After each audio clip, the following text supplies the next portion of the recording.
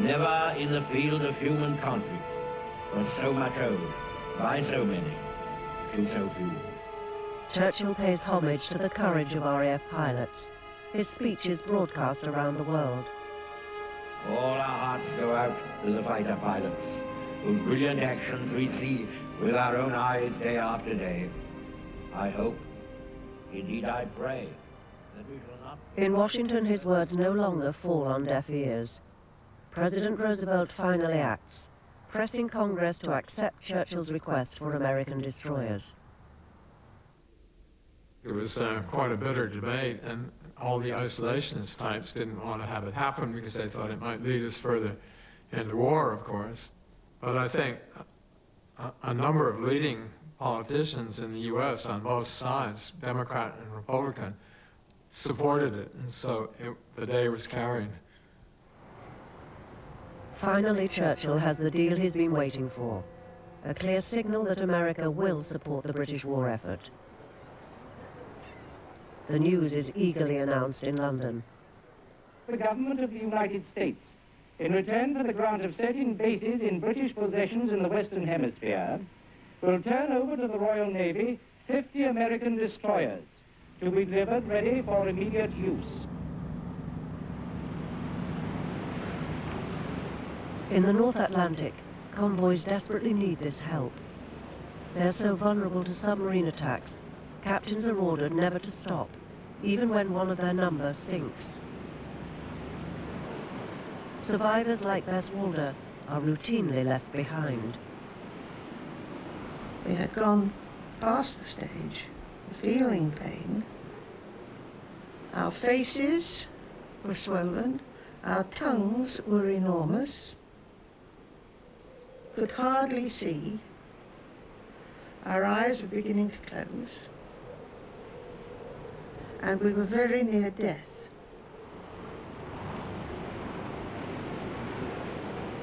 I wished to return to my parents to explain what had happened and how it was that my brother was no longer alive. That's what drove me. And I said through my swollen lips to Beth, "We'll hang on." And she said, "Yes." It's sheer animal instincts to survive. Because there was two of us, we were, if you like, inextricably linked. We'd gone that far, we were not in the business of giving in.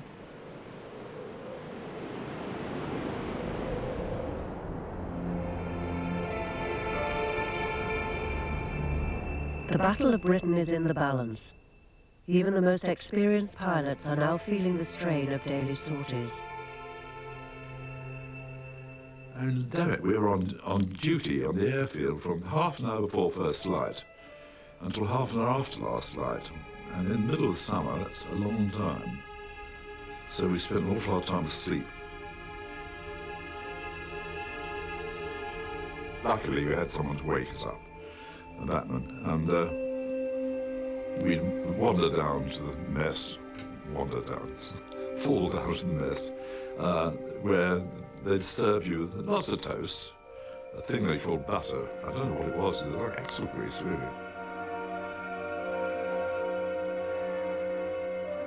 Everybody on the camp was tired. It didn't matter if you were a cook or what you were tired. On the long watch, we used to get 20 minutes off in the middle of it, and everybody used to fall asleep on everybody else's shoulder, sitting round a stinking oil stove. It was amazing that they managed to fight the way they did, because they must have been suffering from awful exhaustion. I think it's a combination of short and broken periods of sleep and tension. The two together became very tiring.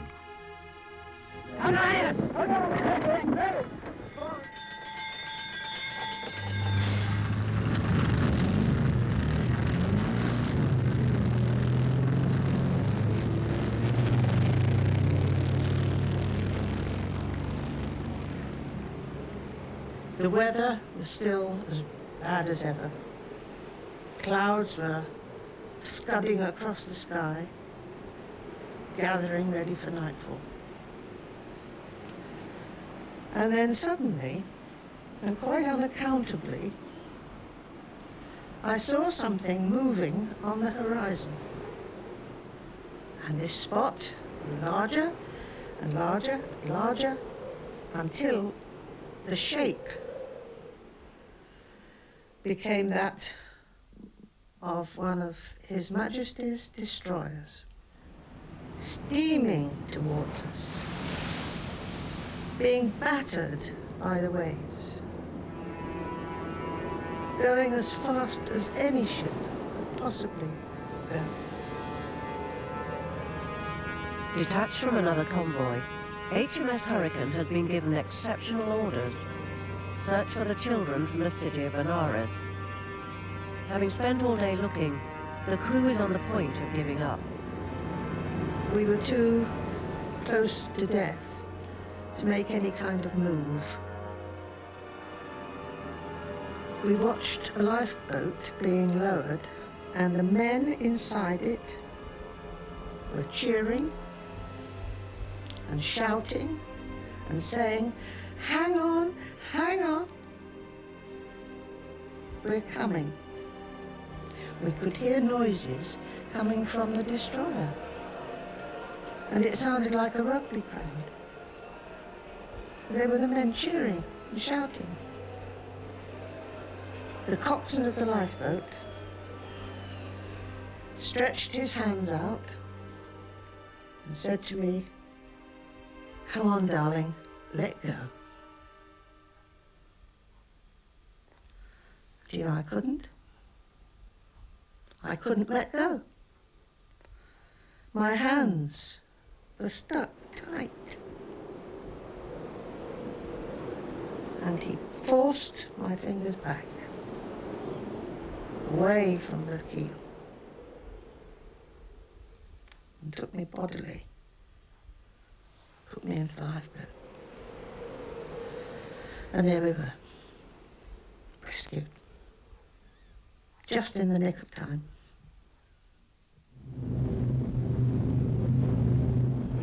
The Luftwaffe continues to bombard British bases, in the belief that the RAF is down to its last few hundred planes. But they are mistaken. Britain is now producing twice as many fighters as Germany, and pilots like Bob Doe have grown in confidence. Excitement. You knew this was it. Right at the beginning, I said it was fear, but after a few trips and I realised that I was coping with it, it became excitement and eager to get out.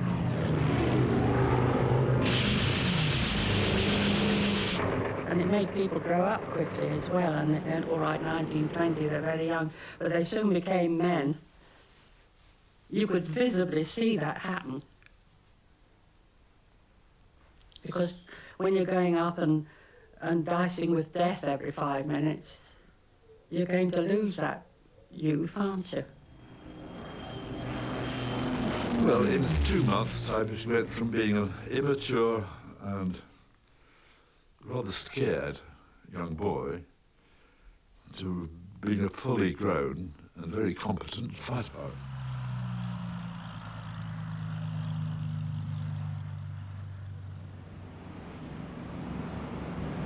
After 20 hours in the water, Bess Walder is confined to her sickbed on HMS Hurricane.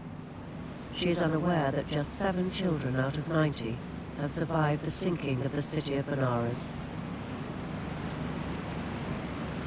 When we got on board the destroyer, we were looked after like princesses. Nothing was too good for us. We were housed in the officers' cabins while they had to sleep in the mess. The surgeon lieutenant said to me, "Come on, Bess, get better quickly." And I said, "It's a bit difficult, because I'm just thinking now of what to say to my parents." And he said, "Don't worry." He said, "They'll be so pleased to have you He said some mummies and daddies won't have anyone.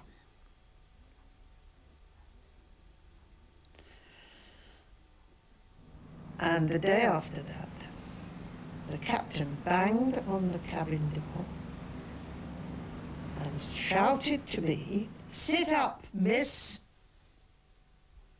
So because you always did what the captain said, you sat up.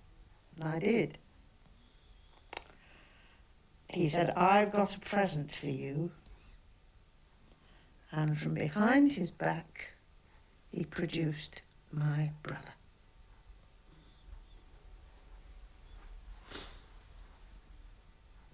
My brother had been rescued some time before me. And there he was saying to me, "What are you doing lying there?" And just like a very cross mother, I said, "Where have you been?" And then, of course, we had a big hug and kisses, which disgusted him.